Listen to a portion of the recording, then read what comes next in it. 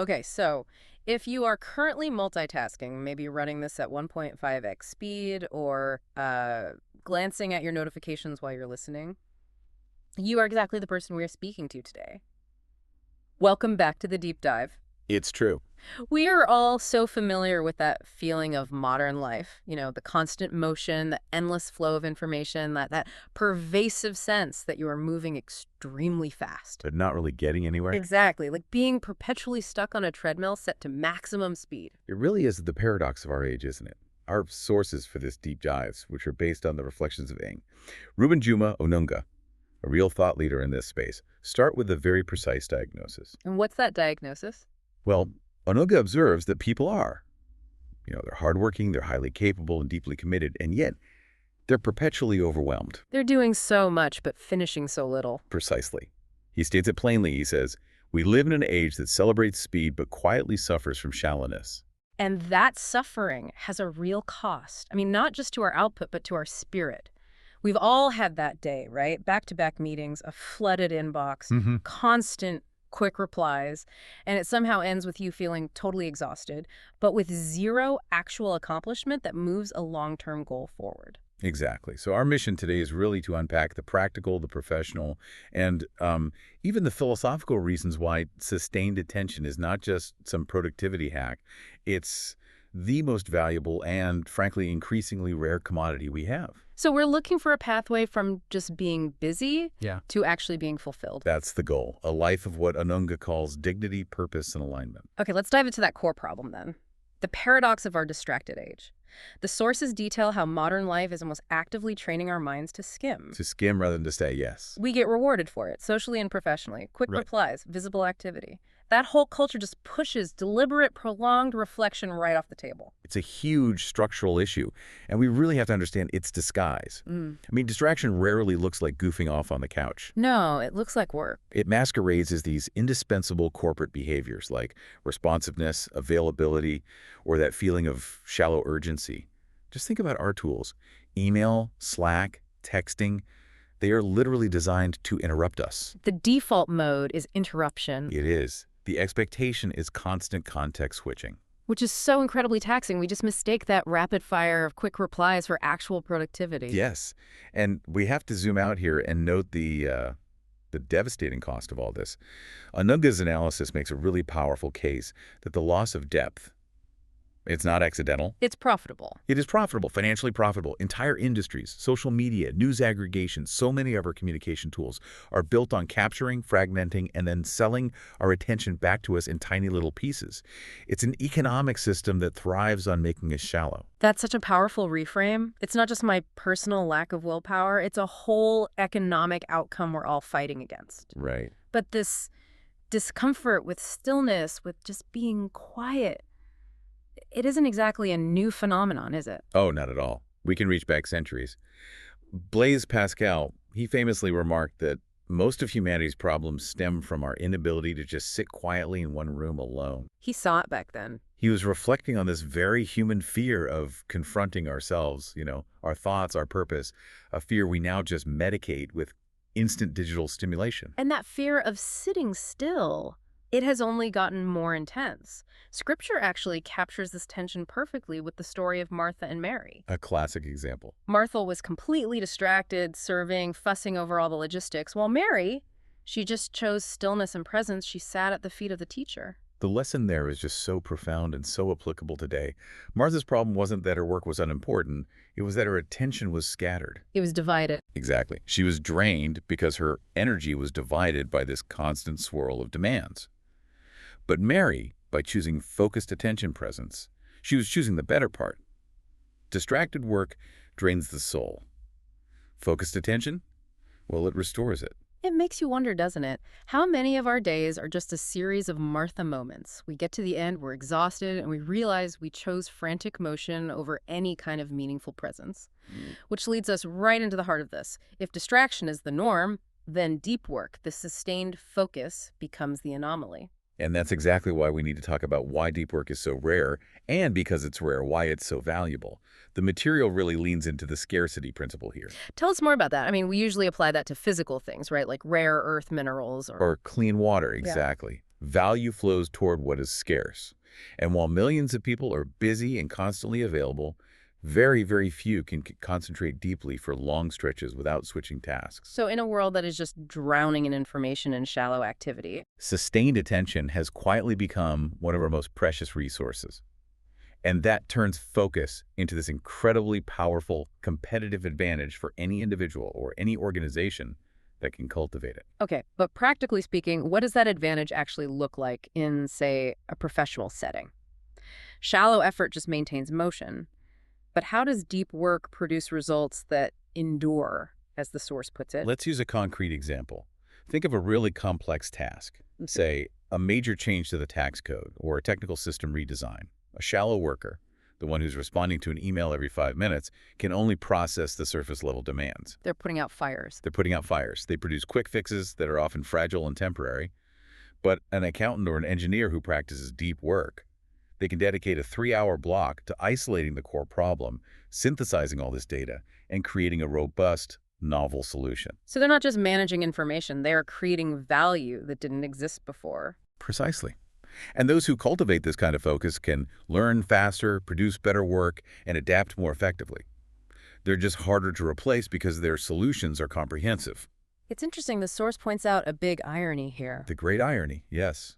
Organizations often reward the shallow behaviors, the quick email turnaround, the constant visibility on Slack, showing up to every optional meeting. Right. But when a genuine existential problem arises, who do they turn to? They rely entirely on those few people trained in deep thinking to solve it. Depth reveals its value when it matters most, even if it's kind of inconveniently invisible the rest of the time. That's a fascinating insight, and it connects back to the internal struggle. If the professional rewards are so great, why do so many smart, ambitious people still choose the shallow path? It's the discomfort. It really is. Deep work is rare because it's uncomfortable. It demands significant effort without that immediate visible reward. Whereas shallow work gives you that instant feedback. The little dopamine hit, yeah. Clearing an item, getting an immediate reply. Deep work requires you to sit in complexity, to feel the strain of holding multiple variables in your mind, and to just endure the resistance. Most people abandon it because they are unwilling to endure that temporary cognitive struggle. So choosing depth is basically choosing delayed gratification in your intellectual life. Absolutely. And for those who stick with it, you see this amazing compound effect. That effort might be unseen at first, like the roots of a tree, but it's undeniable over time when the structure they build stands firm. That's a great image. It's the difference between chasing every quick annual harvest and, planting a slow, deep-rooted oak tree that's going to provide shade for generations. Okay, a perfect image. So if we accept that deep work is valuable and, yes, fundamentally uncomfortable, the obvious question is, how do we actually start training that muscle? Our sources laid out some really powerful disciplines, starting with the most counterintuitive one, silence. Yes, the disciplines of focus. Our culture, it just conditions us to associate silence with absence or even failure. Like the uncomfortable pause in a conversation. Exactly. Or the moment you realize you have nothing planned. But the material challenges that conditioning completely. Silence is not empty. Far from it. Silence is described as fertile. It's where thoughts mature, ideas connect, and purpose settles. Onunga calls it a gateway to divine direction, a nod to that biblical image of Elijah hearing God not in the storm, but in a still, small voice. It's active listening. To yourself and to the world beyond the immediate noise, yes. I really appreciate that framing of silence as a professional and psychological edge. But how do we apply this? I mean, my world is constantly in motion. Where do I find that fertile quiet? It often means creating forced sensory deprivation. It's not about finding a monastery. Right. It's about strategically building silence into your day. Yeah. It allows for listening, observation, and synthesis, which are essential skills for any leadership role. Think of Jesus' strategic withdrawals before major decisions. These weren't moments of weakness or avoidance. They were preparation for impact. Strategy. Silence preceded authority and clarity. For you, it might be scheduling a walk without your phone, or simply closing your office door and staring out the window for 10 minutes. Okay, so moving from that silence into action. Deep work is described not as a mood that just arrives, but as a muscle that has to be trained. It has to be. We have a low tolerance for cognitive discomfort. We need training wheels. And the philosophical wisdom on this is timeless, right? Oh, timeless. Seneca warned that to be everywhere is to be nowhere. Scattered attention just dilutes your strength and prevents anything from truly taking root. Training the mind means resisting that urge to check or to switch when the work gets demanding. So the moment you feel that itch to jump to a lighter task. That's the resistance. That's the moment you must overcome. So the practical application for you, the listener, is about establishing routines, rituals even, to structure that resistance. The mind needs, what, fixed times, defined spaces. And clear intentions, yes. Yeah. A ritual takes the decision-making out of the moment. A fixed time could be a sacred 90-minute block every morning, say 9:0 to 10:30, with zero connectivity. And a defined space. Maybe that coffee shop corner you only use for deep writing. And the clear intention is knowing, before you even sit down, the single most important task you must complete. And when you feel that initial pull, that urge to check your phone, that's not a failure. That's not failure. That is what Onunga calls withdrawal from distraction. You are successfully breaking the habit. That training, then, it leads directly into this critical discipline of stewardship. If we recognize the value of sustained attention, we have to transition to protecting your best hours. An act of stewardship. Yes. Of a sacred non-renewable resource. Yeah. Your focus. But this is hard because we live in what the sources call an uncooperative world. So how do we actually protect those hours? It starts with defining boundaries, and Onunga stresses that boundaries are not walls, they are gates. Walls are rigid, they're isolationist. Gates are strategic. They determine what comes in and when. Okay, give me an example. A gate versus a wall in a modern office. A wall would be ignoring your team entirely. A gate, however, is a scheduled, purposeful response. So instead of allowing constant, instant interruptions through notifications, you schedule 2 defined periods a day, say 11 a.m. and 4 p.m., to open the gate, process communications, and then close it again. So you're accessible, but on your terms. Exactly. Deep workers have to proactively guard their highest value hours from meetings, trivial demands, and all those notifications. That requires a lot of courage, doesn't it? Yeah. Because protecting your hours means consciously choosing to disappoint certain immediate expectations. A colleague needing an instant reply, a boss who relies on your constant availability, all to fulfill your greater purpose. It absolutely does. You're choosing integrity to your mission over immediate social or corporate convenience. The deep worker has to learn to be the guardian of their own time. You don't wait for permission to focus. You decide, you protect, and you return again and again to the work that genuinely deserves your best thinking. Okay, let's pivot now. Let's move away from just output and techniques and talk about the really profound implications of focus on, well, on one's life and identity. Our final discussion is about the deeper meaning, focus as a spiritual posture. And this is where the work really transcends mere productivity. Focus is defined as a spiritual posture that requires wholeheartedness, doing work with all your might. It's about unified attention. I love that. Onunga reminds us that when attention is unified and directed with love, ordinary work, it becomes sacred. It dissolves that division between the sacred and the secular. I'm thinking of Brother Lawrence's practice, holiness found not just in prayer, but in ordinary, even mundane tasks. It's like washing dishes. Exactly. Done with full attention and love. Precisely. Deep work is presence applied to daily life.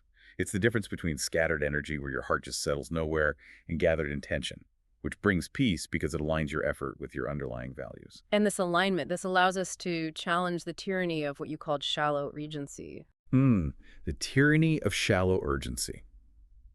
In a culture where everything demands a 5-minute action, we have to stop and apply some wisdom. So we have to ask some questions of every urgent demand. 3 questions, yes. Yeah. Who created this urgency? Why does it feel essential right now? And does this actually align with my ultimate purpose? If you're building a legacy, you have to resist the rush. Rushed construction collapses. It does. Meaningful progress requires patient, consistent workmanship. It means filtering those incessant demands through wisdom, not just reacting to noise. You step out of constant firefighting and into deliberate creation. So the final promise here is the compound effect of focused living, which ultimately reshapes not just our resume, but our very identity. Yes. Success built on depth is less frantic, less fragile, and more sustainable. Focused living creates a life that is coherent rather than scattered because you've intentionally gathered your attention around your purpose. You've resisted fragmentation. And that coherence, that results in what Onunga describes as quiet authority. And true inner peace, because you are not fighting the current anymore, you are charting your own path. So after this deep dive into Ing, Onunga's really compelling reflections, the core message seems clear. Deep work is a choice for substance over appearance. And legacy over immediacy. It's a posture you have to return to and choose again every single day. The final takeaway for you, the learner, is this. Attention shapes your reality. What you consistently focus on grows stronger, and what you neglect just weakens. A distracted life slowly dissolves into fragments, while a focused life gathers meaning. Choosing depth is choosing to become more whole. And if the modern world is rewarding noise and speed, making us all feel perpetually behind, then choosing depth, choosing to slow down in order to go far, is not just some clever productivity strategy. It is ultimately a quiet rebellion against the frantic noise and a demanding path to true freedom. Something to think about as you decide which notification deserves to interrupt your next best hour.